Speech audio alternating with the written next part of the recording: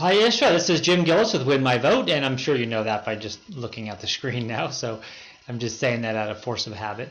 I figured I'd give you a kind of a real-world example of working with brand new Congress and making sure that all of those brand new Congress candidates get on to Win My Vote, and then again we can talk live about other ways for you guys to use it. But this is an example of if I live in Arkansas.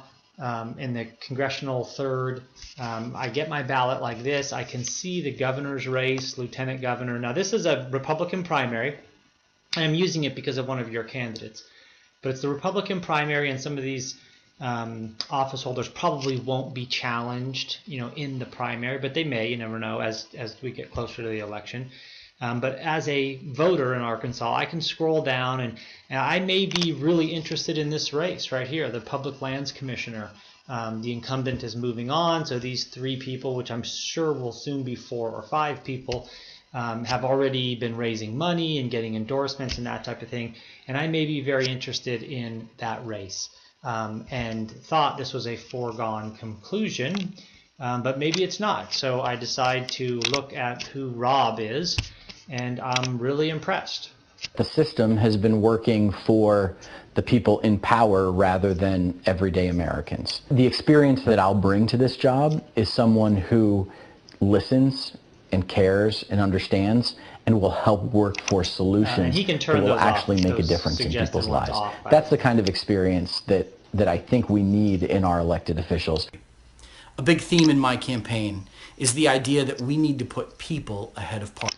And I can go through and listen to this and say, wow, this guy's really great, and he's talking about the brand new Congress, and I want to learn a little bit more about them. If you're like us, you're tired of seeing one unbelievable headline after another. What are we supposed to do? How do we respond? Sitting back and passively watching the next 4 years roll by is not an option. And let's say that resonates with me, and I'm sure it resonates with lots and lots of people that then don't have the ability to follow through and indicate that somewhere. But here, I can say, I am going to vote for this guy. So I favorite Rob here, and then when I go back to my ballot, you can see here his nameplate's turned to green. He's moved to the first position, which makes it easy if I want to look at it on my cell phone.